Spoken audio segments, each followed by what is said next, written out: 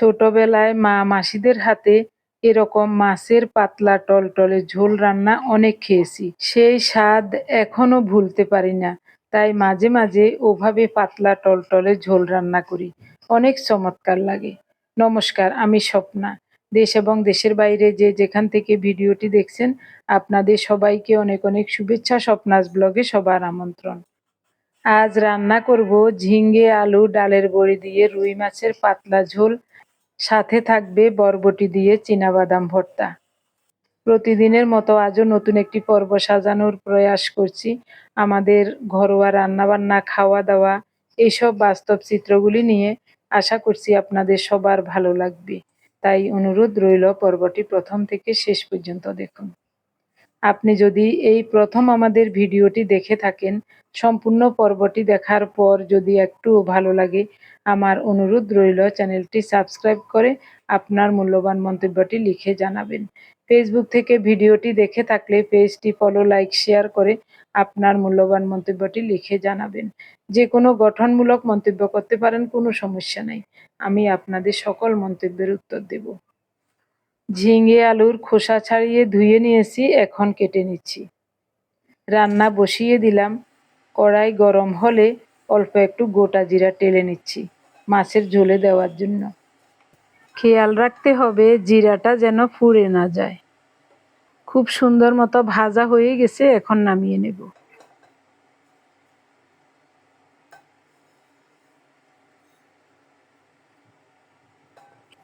জিরাগুলো ঠান্ডা হলে পাটায় বেটে গুঁড়ো করে নেব। অল্প করে সরিষার তেল দিলাম, বাদামগুলি ভেজে নেব। বরবটি দিয়ে বাদাম ভর্তা করব। প্রথমে বাদামগুলি একটু লালচে করে ভেজে নেব। খুব সুন্দর মতো ভাজা হয়ে গেছে, উঠিয়ে নেব।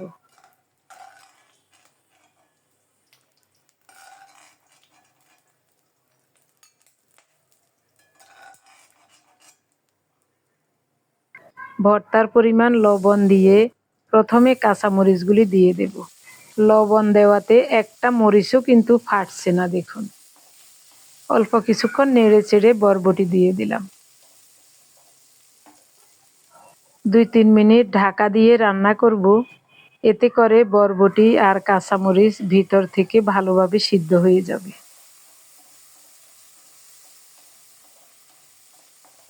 আবারও নেড়ে চেড়ে ঢাকা দিয়ে আরও 2-1 মিনিট রান্না করব।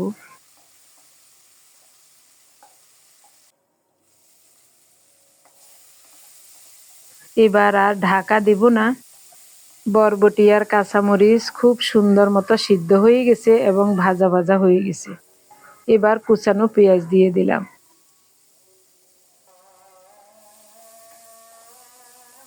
পেঁয়াজটাকে বেশি লাল লাল করে ভাজতে হবে না।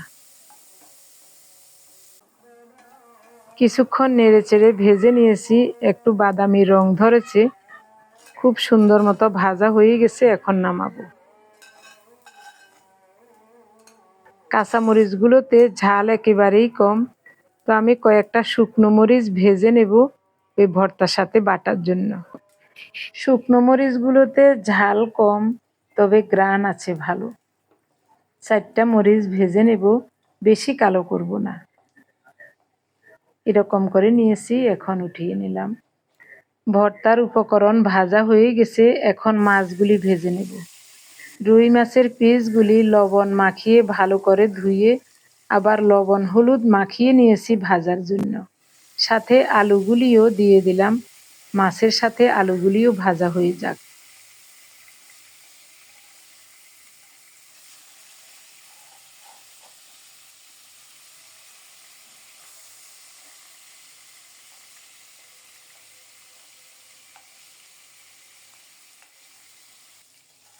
আলুটা একেবারে লাল লাল করে ভাজা হয়ে গেছে, উঠিয়ে নিচ্ছি।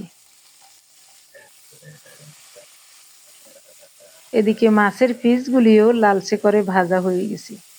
প্রথমে আলুটা উঠিয়ে নেই, তারপর মাছের পিসগুলো উঠিয়ে নেব। বলেছিলাম ঝিঙ্গে আলু ডালের বড়ি দিয়ে রুই মাছের পাতলা ঝোল করব, কিন্তু ডালের বড়ির বয়মের মুখ খুলে দেখি গোটা বড়ি নাই। কয়েকটা ভাঙ্গা টুকরো আছে মাত্র। বড়িগুলো কিন্তু খুব স্বাদের ছিল। অনেকদিন যাবৎ রান্না করি নাই, বয়মের মুখ খুলেও দেখি নাই। ভেবেছিলাম কয়েকটা গোটা বড়ি থাকতে পারে, তো ভাঙ্গা বড়ি দিয়ে আজ রান্না করব। এবার ডালের বড়িগুলো অল্প তাপে ভেজে নেব। বেশি তাপ দিলে কিন্তু ভাঙ্গা বড়িগুলো পুড়ে যেতে পারে।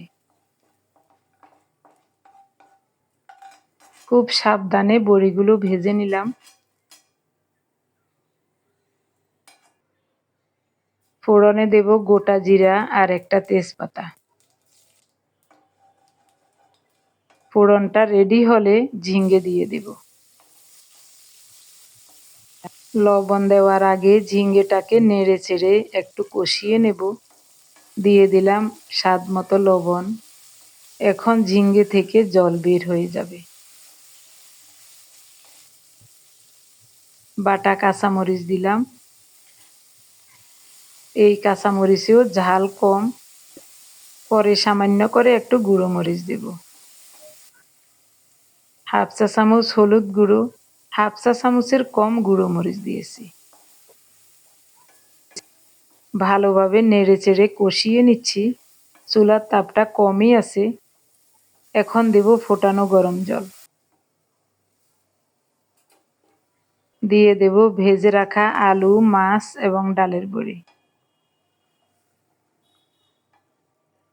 একেবারে পাতলা টলটলে ঝোল রান্না করব। ঢাকা দিয়ে 2 মিনিটের মতো রান্না করব। এই সুযোগে আমি ভাজা জিরাগুলো গুঁড়ো করে নেব। ভাজা জিরার গুঁড়ো। এরকম অল্প তেল মশলায় রুই মাছের পাতলা টলটলে ঝোল খুবই চমৎকার লাগে খেতে। ছোটবেলা থেকে মায়ের হাতে এরকম মাছের পাতলা টলটলে ঝোল কত যে খেয়েছি, স্বাদটা যেন এখনো মুখে লেগে আছে। 1 চা চামচ শুকনো আতপ চালের গুঁড়ো নিলাম। অল্প একটু নর্মাল জল দিয়ে ভালো করে গুলে ঝোলে দিয়ে দেব। 1 চা চামচ পরিমাণ কালিজিরা পোলাওয়ের চাল ভিজিয়ে রেখে পাটায় বেটে এরকম করে মাছের তরকারিতে দিলে খুবই চমৎকার লাগে এবং একটা ঘ্রাণও লাগে, আর ঝোলের ঘনত্বটা একটু বাড়ে। ঝোলটা যেরকম টলটলে ছিল ওই রকমই আছে, তবে সামান্য হলেও একটু ঘনত্ব বেড়েছে। দেখতে যেমন সুন্দর লাগছে, খেতেও তেমনি চমৎকার লাগবে আশা করি। তেমন কোনো ঝামেলা ছাড়া খুব সহজে রান্নাটি হয়ে গেল। এখন নামাবো। আমার প্রিয় ভাই বোন বন্ধু স্বজন, আমি তো বলেই যাচ্ছি চমৎকার হবে, ভালো হবে। আসলে এই রান্নাটি আপনাদের কাছে দেখতে কেমন লাগছে, কেমন হতে পারে, অবশ্যই কমেন্টে জানাতে ভুলবেন না। এখন ভর্তাটা পিষে নেব। প্রথমে বাদাম আর শুকনো মরিচ বেটে নিচ্ছি। এগুলি 2 বার করে বেটে নিয়ে এরপরেই বরবটি, কাঁচামরিচ, পেঁয়াজ ভাজা দিয়ে দেব।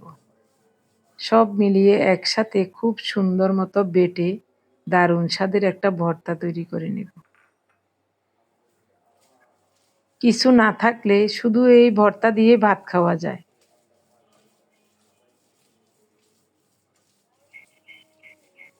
পাটায় বাটা ভর্তার স্বাদই আলাদা।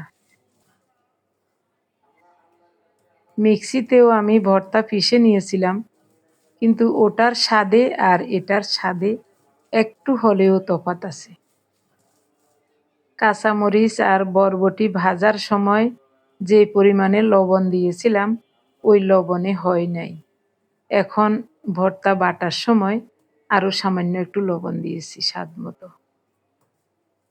দারুণভাবে ভর্তাটা বাটা হয়ে গেছে, এখন উঠিয়ে নেব। আমার প্রিয় ভাই বোন বন্ধু স্বজন, আপনারা যারা প্রতিনিয়ত ভালোবেসে আমাদের ভিডিওগুলি দেখে যাচ্ছেন এবং ভিডিও দেখে সুন্দর ও গঠনমূলক কমেন্টস করে আমাকে কাজ করার শক্তি এবং সাহস জুগিয়ে যাচ্ছেন, আমি আপনাদের সবাইকে জানাই অজস্র অজস্র ধন্যবাদ, অভিনন্দন এবং কৃতজ্ঞতা। সেই সাথে আজকের 2টা রেসিপি সহ পুরো পর্বটি কেমন লাগছে কমেন্টস করে জানাতে কিন্তু ভুলবেন না। আজকে ভাত হয়ে গেছে, একটু ঠান্ডা হয়ে গেছে, গরম গরম ভাত খাই অভ্যাস খারাপ হয়ে গেছে।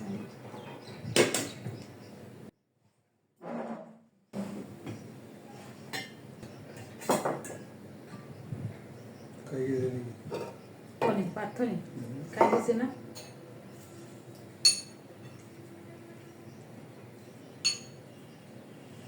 বাদাম ভর্তা ভালো লাগলে আর একটু নিয়ে এখনই দিদি, ভালো তো অবশ্যই হয়েছে। না, বাদাম ভর্তাতে গেলে শুটকি দিয়ে, সব কিছুতে শুধু শুটকি শুটকি।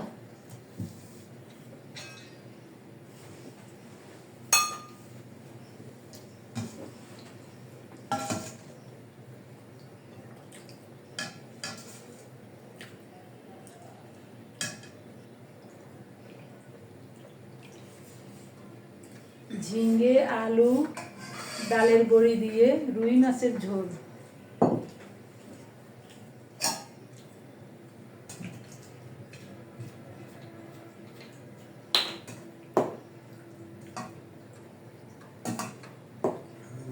দেখতে তো দারুণ লাগে মাছের ঝোলটা। হ্যাঁ,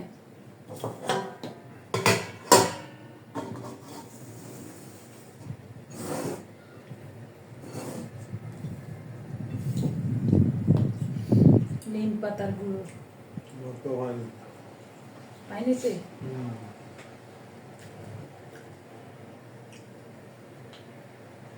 ভর্তা এইসব করতে, ভর্তা করতে একটু ধৈর্যেরও ব্যাপার। মন দিন যখন খারাপ থাকে তখন আর ওই ভর্তা টর্তা করি না।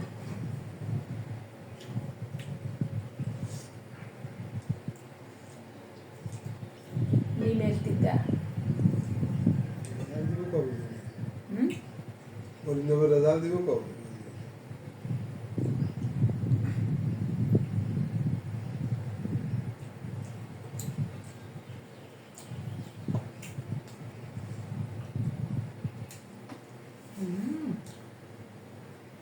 কি চমৎকার ভর্তা, সাথে নিম পাতার গুঁড়ো নিয়েছি, দারুণ লাগে।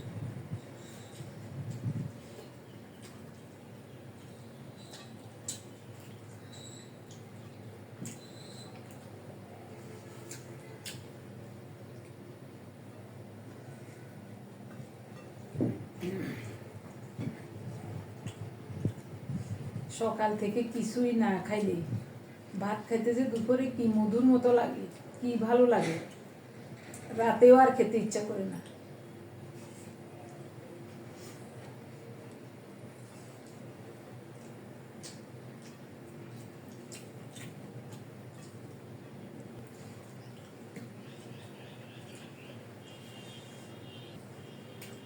দেশি শুকনো মরিচ কি যে চমৎকার, এগুলি খেতে।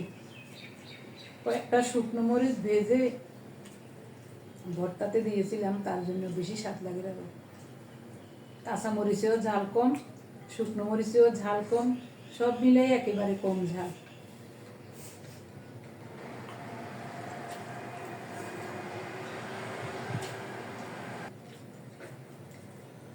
কি বৃষ্টি আইলো, আমি তো মনে করছি সন্ধ্যের পর্যন্ত বৃষ্টি হইব। আষাঢ় মাস শেষ ন? ও আজকেরই শেষ।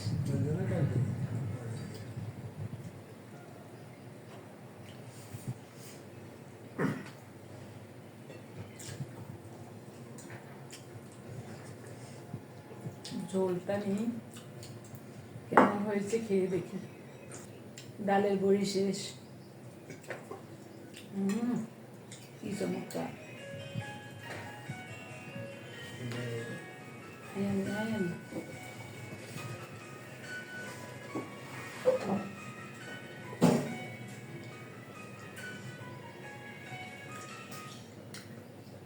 হ্যালো, হ্যাঁ কি করে বাবা? ওই তো আছে, তোমার এনাটা হ্যালো, আগে তো কইছে 3টার দিকে অন তো কই না ইয়ে তো অন বৃষ্টির কারণে আবার ফিস পাওয়া গিয়ে যায় বৃষ্টি তো কিছু কই হ্যাঁ আচ্ছা দিয়ে তো খাই বলি দিয়ে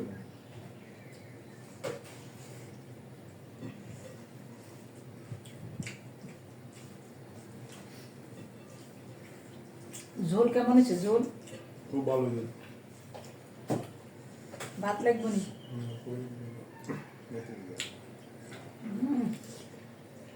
আলুটা লাল লাল করে ভেজে দেওয়াতে কি চমৎকার লাগে আলু খেতে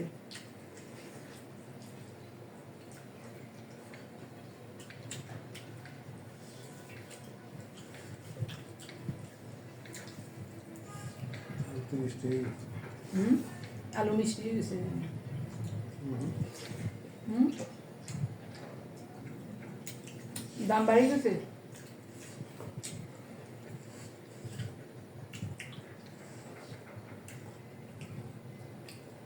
এই যে 2 বছর কম দামে আলু খাওয়াইছে আর কত বুঝবো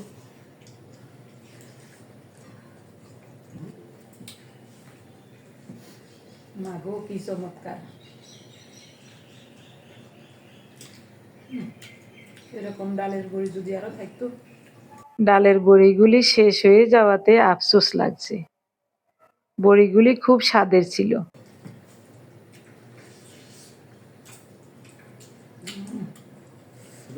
কষাই দেওয়া আমি আরো ভালো লাগে ইয়া আলু নেই আলুরে মাছের মতো লাল লাল করে ভাজিয়ে গেছি মাছের থেকেও বেশি ভাজি এই কারণে তো আলু খাইতে এত স্বাদ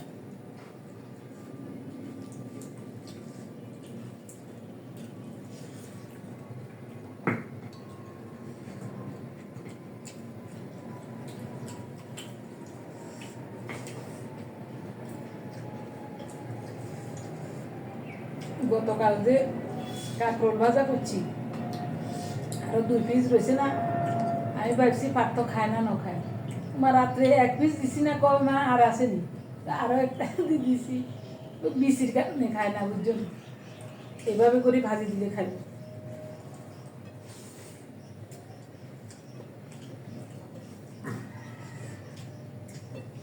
কি চমৎকার ঝোলটা গো